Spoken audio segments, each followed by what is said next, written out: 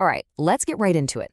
Picture this. You're running a business, and all of a sudden, your sales just plummet. The panic starts to creep in, right? Is it your price, your product, the new competitor down the street? It feels like you're in the middle of a mystery with a dozen different suspects. So, how do you find the real culprit? Well, that's exactly what we're going to figure out today. It's time to put on our detective hats. You see, the first rule of any good investigation is knowing the difference between a symptom and the actual problem. Falling sales? That's not the problem. That's just the symptom. The real problem is the reason why those sales are falling in the first place. It's so easy to just chase the most obvious clue, but a great detective knows the truth is always buried a little deeper. So let's look at the case of a company called Camp Max. Their sales of really nice high-end camping gear were tanking in big discount stores. And of course, everyone immediately pointed the finger at the price tag. The obvious fix? Just lower the price. But you know what? That would have been a massive mistake. The real issue was that the employees in those stores knew absolutely nothing about the gear. They couldn't tell a customer why it was worth the extra cash. It wasn't a pricing problem at all. It was a promotion and training problem. Or how about this one? A small instrument shop called Music Source. Their business was fading while the bigger chain stores were doing great. They figured, okay, we need more types of guitars, we need flashy in-store concerts to compete. Wrong again. The real problem, the neighborhood itself had changed. It had gotten older. The families with school-age kids, their core customers, had slowly moved away. They were trying to sell to a market that just wasn't there anymore. So, how do we avoid making these same kinds of mistakes? Well, every good detective starts in the same place, by reviewing the existing case files. Before you spend a single dollar on fancy new research, you've got to see what information is already out there. This is where you're going to find your first big clues. In our world, these case files have a name: secondary data. It's just information that somebody else has already gone to the trouble of collecting, often for a completely different reason. And here's the beautiful part. It's fast, it's cheap, a lot of it is totally free, and sometimes it can solve the entire mystery before you even have to leave your office. And listen, you don't need some secret password to get your hands on this stuff. Powerful clues are available to anyone with an internet connection. The US Census Bureau, for example, could have told the Music Source folks exactly how their neighborhood was changing. Places like the Bureau of Labor Statistics or Statista give you incredible context on the economy and your industry. Think of this as the detective's digital archive. But a quick word of warning here. Not all clues are created equal. You have to interrogate your evidence. You got to ask yourself these key questions. Why was this data collected in the first place? Who collected it, and can I trust them? How old is this stuff? Is it even relevant anymore? Answering these questions makes sure you're building your case on a foundation of rock-solid facts, not just flimsy hearsay. Okay, so once you've reviewed the files, it's time to gather some human intelligence. And you know where to find your best sources. Often, they're the people already on the inside, your own employees. They're on the front lines, seeing and hearing things every single day. Now, talking to your salespeople is this fascinating trade-off. On one hand, it's incredibly efficient. I mean, one customer service rep can basically summarize feedback from hundreds of customers. But, and this is a big but, you have to be careful. Employees can have their own agendas, their own biases, and information can get twisted as it gets passed up the chain.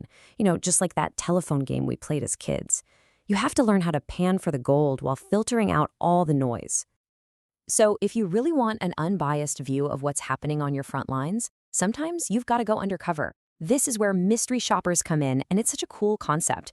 They are trained observers who pose as regular customers to give you the raw, unvarnished truth about what the experience is really like from a customer's point of view. And we're not talking about some vague feeling they got. No, mystery shoppers work from a super detailed checklist. They're noticing everything from the cleanliness of the store to whether the employees were knowledgeable to whether they smiled. This is exactly how Campbacks could have figured out that their sales team couldn't answer basic questions about the gear. It's objective, it's detailed, it's ground-level intelligence. Okay, so we've looked at the data, we've talked to the insiders. Now let's get to what might be the most powerful investigative technique of all.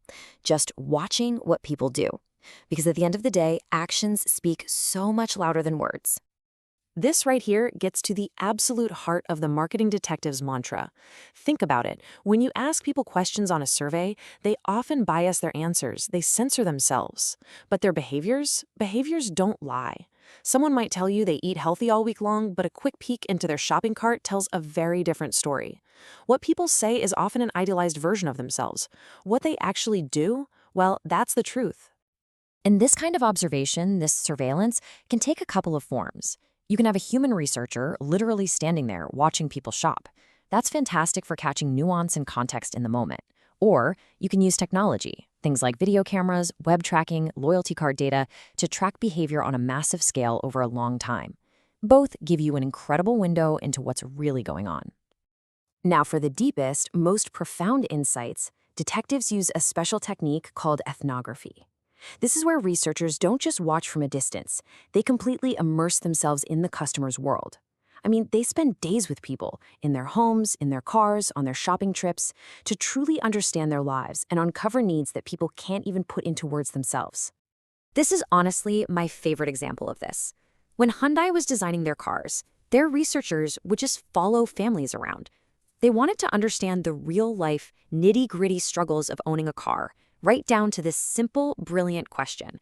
You'd never, ever learn that from a survey. This is how you find those unmet needs that lead to truly game-changing products. So after you've checked the files, questioned your insiders, and observed the scene, all the clues start to point in one direction. It's time for the big reveal, where we finally understand how to crack the case wide open. The solution, almost every time, comes down to this simple but profound conflict: seeing the gap between what people say and what people do. What people say is so often biased or based on a fuzzy memory, or it's just the socially acceptable answer. But what they do, that is the raw, unfiltered truth. And that brings us right back to your toolkit. So let's recap the steps. First, check the files with secondary data. Second, question the insiders by interviewing employees. Third, go undercover with mystery shoppers. And finally, watch the scene using observation and ethnography. That's your path to the truth.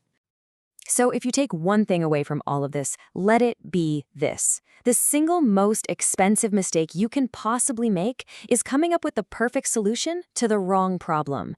Don't just react to the symptoms. Be a detective. Dig deeper. Investigate until you uncover the real problem that's hiding just beneath the surface. And that leaves us with one final question to chew on. Whether it's in your business, on your team, or hey, even in your own life. What's an obvious problem you're facing that might just be a symptom of something much deeper? What could you discover if you stopped guessing and actually started investigating?